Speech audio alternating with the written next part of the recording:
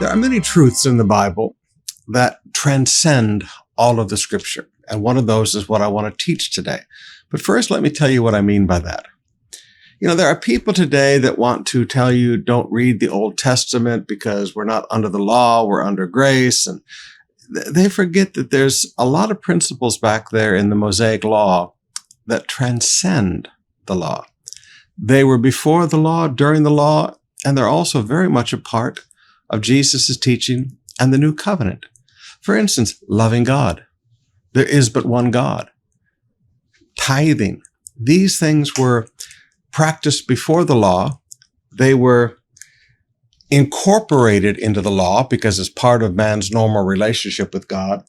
And they continue after the law in the fulfillment of the law. So there are truths that transcend. And one of those truths is the idea of the sowing of seed. Now, the world often teaches us that our offering takes on significance based on the amount.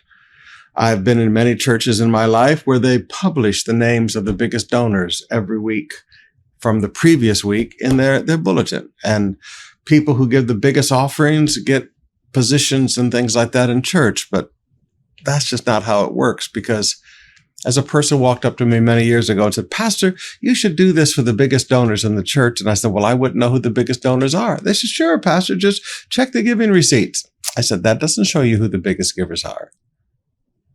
I said, "That shows you who gives the biggest amounts, but not who is the biggest giver. Because God doesn't count the amount. God counts the generosity." Remember the widow woman who gave the 2 copper coins. Now, with that in mind, I want you to notice a principle that Moses even taught the people of Israel during the law. He says in Deuteronomy 16, beginning with verse 9, "Count off 7 weeks from when you first began to cut the grain at the time of harvest. Then celebrate the feast of harvest to honor the Lord your God. Bring him a voluntary offering," principle number 1. Number 2, in proportion to the blessings, number 3, you have received from him. Deuteronomy 16, verse 16 and 17. "Each year, every man in Israel must celebrate these 3 festivals, the festival of the unleavened bread, the festival of harvest, and the festival of shelters. On each of these occasions, all men must appear before the Lord your God at the place he chooses. They must not appear before the Lord without a gift for him." Remember, it's all about honor, Malachi chapter 1. "All must give as they are able, according to the blessings given to them by the Lord." Now, I want you to notice some principles here of bringing an offering to God, because it's extremely important that we understand this. First of all, every offering is voluntary. Paul teaches us that you should never give under compulsion. Nowhere in Scripture does God force people to give anything. It has to be something that people want to do. So number 1, every offering must be voluntary. Otherwise, again, there's no honor in the gift. If you are forced to bring it, there is no honor being shown from your heart in the gift. So number 1 principle, every offering must be voluntary. Number 2, every offering is in proportion. Okay, in proportion, it says in verse 10, and then in verse 17, it says, according to the blessings. So in proportion, okay? Every offering is in proportion to how God has blessed you. For some people, to give 1,000,000 pesos is nothing because God has blessed them with 20.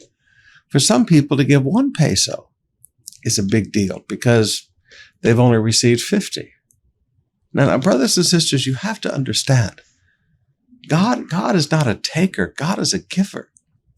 And you've got to get it in your heart that the bringing of an offering is always done in proportion. It's always done based on how God has blessed you. And then the third thing I want you to notice there is given to them by the Lord. Verse 10, you have received from him. Verse 17, given to him by the Lord. Paul says it this way in 2 Corinthians 9, verse 10, "For God is the one who provides seed to the farmer and then bread to eat. In the same way, he will provide and increase your resources and then produce a great harvest of generosity in you." God gives seed to the sower. Now, King David understood this truth because when he brought the great generational offering at the end of his life, he said, "God, everything we gave, you first gave to us. Every offering we ever bring the Lord comes from what he has given us." So God is not a taker, ever. We give in proportion to what he has given us. So when it comes to your giving, never feel under pressure and never go in debt to give. God never asks you to give by debt. That's why I don't like credit card giving. God has never asked you to go in debt to give. Okay, well, if you're believing God, use your credit card and go in debt to give. No. You'll never hear something like that taught at COP. God only says, from what I have already blessed you with, not from what you're looking for. You'll never hear me take an offering on, well, if you're asking God for 1,000,000 pesos, then give God the tithe in advance. God never teaches that. It's what he has already given you that is a basis for the proportion that you make a decision to give from. Now, one last thing before we go today. Starting on the 1st, we're going to run through Holy Week, about 15 days. We're going to run through Holy Week a series of teachings that we have done over the years from the land of Israel. And we do that because we're moving into Holy Week, and I want you to remember Israel. And I also want to remind you of our beautiful tour that we're taking next February. I want you to again remember, we've been locked up for 2 years, all right?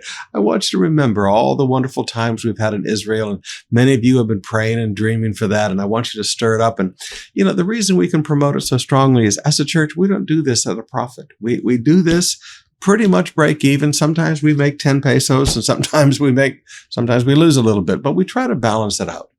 But we do this at cost. Sister Bev and I, we pay our own way so that there's no burden to the members. We do this as inexpensively as possible. 100% of the money that you pay for this goes into providing a beautiful experience for you. So we'll look forward to you joining us in Israel.